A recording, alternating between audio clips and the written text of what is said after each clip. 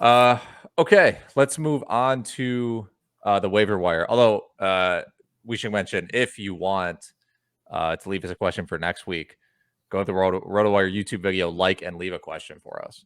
And we will do our best to answer it. Let's jump to the waiver wire. Games next. Teams with 4 games next week: OKC and Orlando. I know OKC had 2 games last week, so you get a little bit of relief there. A lot of teams with only 2 games: Charlotte, Cleveland, Minnesota, and Portland. Although we're gonna have to keep in mind potential postponements. So sorry if that changes.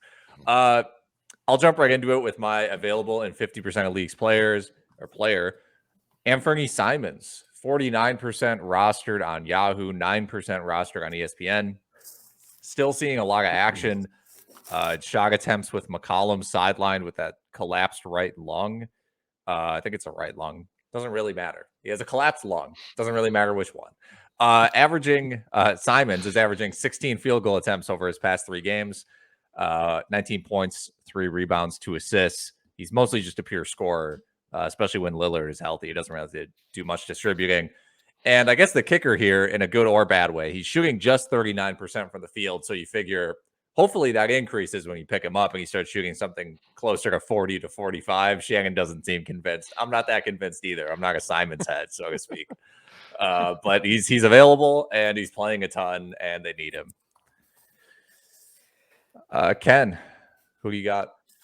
I've got someone that I think I've mentioned in this segment at least once each of the last 5 years. Old man Terrence Ross in Orlando, managed in 31% of Yahoo and 5% of ESPN leagues. He's on a 4-game heater where he's averaged 18 points, 4 rebounds, almost 4 assists, and 1.5 threes per game. Magic are one of 2 teams with 4 games next week. And that week for the Magic includes fantasy-friendly squads Atlanta and New Orleans. I mean, Terrence Ross, classic streak shooter. Get him when he's on a hot streak. A lot of games next week. You'll probably drop him in 2 to 3 weeks afterwards. But excellent week to plug and play Terrence Ross. Yeah, and Terrence Ross, I'll just mention it now. He could be a very good play for DFS tonight. Same with RJ Hampton on the Magic. It really depends on what's going. Cole Anthony is currently a game time. Yeah, and I should have mentioned Simons is on a 2-game week, so be careful when picking him up. You might have to. It might be more of a 2-week thing. We don't know when McCollum's coming back, so I would endorse Terrence Ross on a 4-game week over Fernie Simons on a 2-game week, if that doesn't go without saying. Shannon, who is on your list? Yeah, I mean, I'm picking from the teams that are dealing with a bunch of illness and injuries right now, and one of those teams is Sacramento. Davion Mitchell, the rookie guard, earned a start earlier this week. They went small and started Halliburton, Fox, and Mitchell all together, and there's a possibility they do a lot of that moving forward. But then just for the short term, Fox is doubtful for Friday night. Halliburton's questionable. I think it's pretty much calling Fox doubtful. That means it's very, very likely Mitchell earns another start tonight. So I think he's worth a pickup. He's only owned in 16% of Yahoo leagues, 5% of ESPN. Over the past 4 games, Mitchell has averaged just under 27 minutes and 11 points, 1.8 3-pointers, 5 assists. We know he's a really good defensive player, and the steals should be there as he plays more minutes. It doesn't. His defensive prowess doesn't always turn into defensive stats, but I do think that'll change as the season wears on. But I just expect him to see a lot more minutes moving forward. I mean, the fact that they were starting him with a healthy team, and with Fox likely missing at least tonight. I think Mitchell's a good option for 12 and 14 team leagues. Also, Terrence Davis is out for the Kings. I don't know if that's COVID or something else, but he's missed at least 1 game. Also more minutes for Mitchell with Davis out. Yeah, he is in protocols. So yeah, Davis was playing well too. So that's definitely a hit to the Kings. My long shot of the week, Isaiah Hartenstein, someone that I've kept an eye on in my 14-team league, our 14-team league. Every week I see him in the waiver wire, and I'm like, this is the week, maybe might be able to do it. And then I look at my bench, and I'm like, I have no one to drop. I can't do it. 15% roster on Yahoo, 4% ESPN.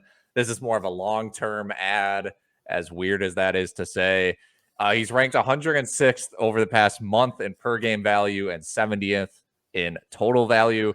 During this stretch, he's averaging 7.9 points, 4.2 rebounds, 2.3 assists, 2.3 stocks, 69% from the field. Some are calling him the poor man's Alperen Şengün. Well, and isn't Ibaka dealing with health and safety protocols as well? Yeah, Ibaka's in and out of the lineup. He got hit with protocols. They called it a personal issue. It wasn't. It's a whole thing. But yeah, he's close to splitting minutes with Zubac, and Hartenstein can pass.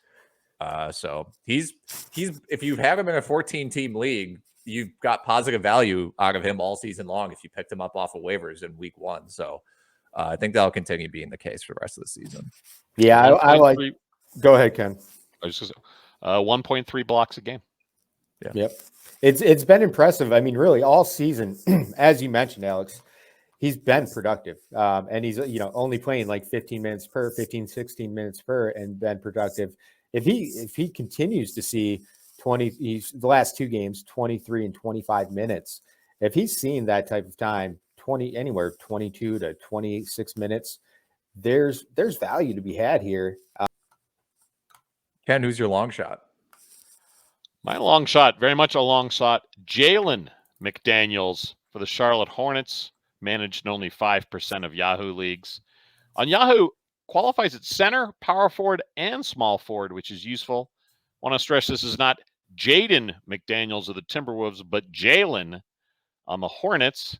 Doubled on Wednesday with 15 points and 10 boards in 33 minutes. 6'9" big, has a potential to be a steals, block, and threes machine. Kind of a very young Rudy Gay. Admittedly, it's a struggle on that Hornets depth chart. A lot of talent, but I've been keeping an eye on McDaniels for a while. I like his game.